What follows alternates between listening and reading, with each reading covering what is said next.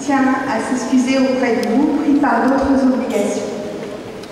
Merci à vous tous pour votre présence. John Rebillard, le chocolatier, et Monsieur Pierre et l'association Chavanon Art Développement, ainsi que Monsieur John Rebillard de la chocolaterie La Caraque sur le cours Jean Jaurès de la ville de Grenoble.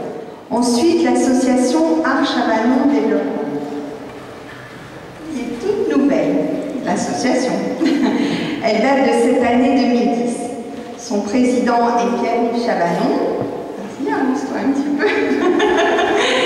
Et elle a pour but de développer les expositions du peintre Albert Chavanon et des réalisations de son fils Pierre-Yves, dont des maquettes sont exposées à Versailles, à Paris, à Washington.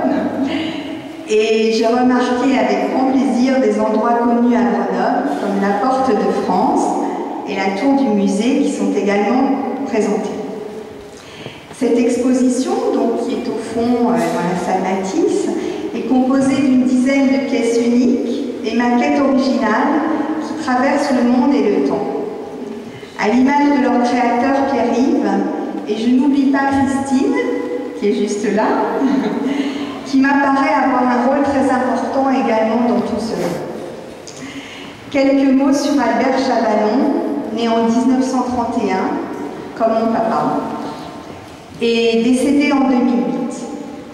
Restaurateur des musées de France, réentoileur du Louvre, il a instauré de nombreux chefs-d'œuvre que comptent nos musées par son travail et ses compétences. Et enfin, je salue également le stand d'architecture en chocolat, que vous n'avez pas manqué de humer, qui a été réalisé par John Rebillard, qui est un authentique. Alors, qui est où? Voilà, je l'attendais. Venez. Qui est vraiment, j'insiste là-dessus, parce que c'est de plus en plus rare, un authentique chocolatier dans une chocolaterie qui existe depuis 1954 à Grenoble et dont j'ai déjà pu déguster les finesses. Pierre-Yves m'a expliqué la complicité entre vous deux pour explorer des techniques de moulage ou toute autre astuce de passionné que vous êtes. Quel magnifique tour Perret vous nous offrez. Le soutien de la ville se traduit ici par la gratuité du lieu d'exposition de cet ancien musée de peinture.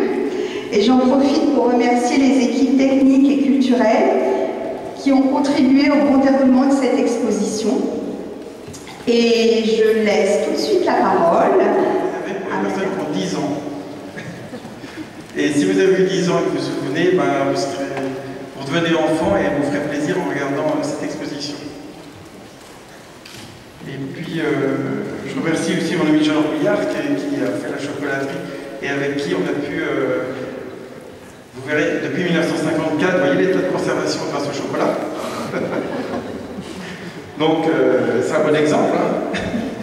Et puis, je remercie aussi, qui est parmi vous, qui est venu exprès pour cette exposition, la 6e arrière-petite-fille de Louis XVI, qui est venue pour inaugurer, qui a 78 ans et qui est venue à cette exposition. Voilà. Maintenant, je vous souhaite une bonne visite. Et puis, il va vous dire deux mots peut-être sur la conservation. Vous y situez si vous voulez, parce qu'il y a beaucoup de choses à mettre. Il avait fait des bouquets de fleurs en chocolat, plein de choses. Mais tout ne pouvait pas tenir dans l'architecture. Merci, monsieur Chavanon.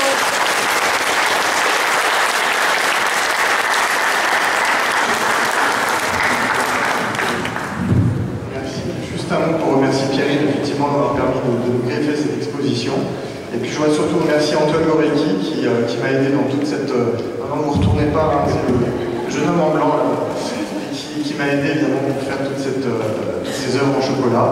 Et puis Christine, qui m'a beaucoup aidé aussi, qui m'a offert un joli livre d'or. Donc ça me fait vraiment très plaisir. Et puis, écoutez, j'espère que ça va pas être une exposition trop temporaire, parce que il fait chaud. Voilà, c'est un défi, c'est vrai. Merci beaucoup.